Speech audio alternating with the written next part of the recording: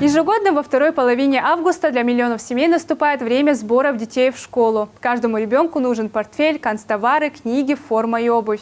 Многое из этого в нескольких экземплярах. Сумма получается довольно внушительная, а вот сколько именно, мы выяснили, отправившись по следам родителей и школьников в магазины и на центральный рынок. Итоговый ценник соберем прямо сейчас. Вычитать и умножать, малышей не обижать. Учат в школе, учат в школе, учат в школе. Учиться всему этому им еще предстоит. А вот родителям вычитать и умножать, да еще никого из малышей не обидеть, приходится уже сейчас. В каждой семье, где есть школьники, перед каждым новым учебным годом стоит непростая задача – собрать ребенка в школу. В этот раз на помощь пришло государство. Заветное сообщение о зачислении президентской выплаты большинству родителей пришло уже в первых числах августа. 10 тысяч на ребенка. Итак, начнем.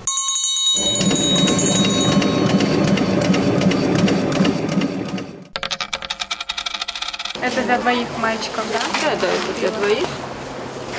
Милане Сулеймановой предстоит собрать сразу 2 школьников. Часть вещей она уже купила, осталось добрать канцелярские товары. Тетради, альбомы, ручки, дневники, фломастеры и еще много-много всего. Список довольно внушительный. А вот еще цветные карандаши нам нужны. Средний чек готовых наборов первоклассников в первой половине июля вырос на 6% и составил 690 рублей. Речь идет лишь о канцтоварах, и то в минимальном количестве. Милана закупается впрок. На одного ребенка ценник вышел в 1500. Плюс-минус, впрочем, как и всегда. Наверное, 3 наверное, мне обошлось все вместе. 3000 все вместе, Да. бахая? Но в этом году уже абсолютно все не беру, потому что еще есть остатки, поэтому так, тетради обновляем, дневники и альбомы.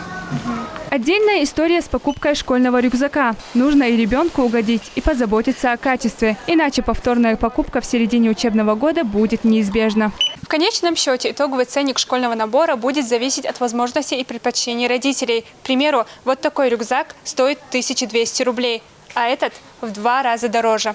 То же самое со школьной и спортивной формой.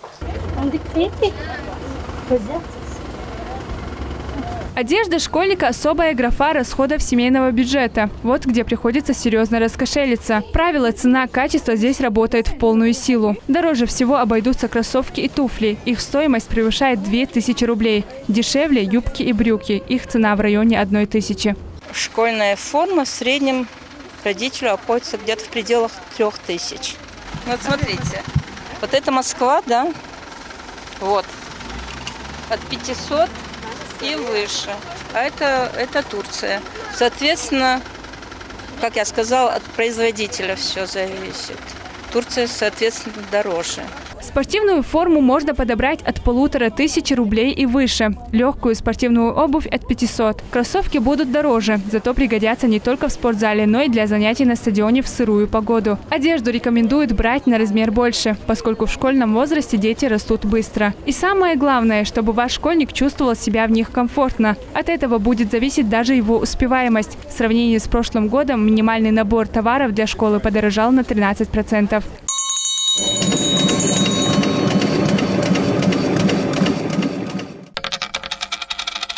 По мнению экономистов, указанные суммы еще не предел. Ближе к сентябрю школьные принадлежности подорожают еще как минимум на 20%. Именно поэтому большинство родителей стараются закупаться заранее. Что касается меры господдержки, которую в народе называют путинской выплатой, то она точно послужит хорошим материальным подспорьем. Минимальную школьную корзину для вас собирала я, Хайда Саламова.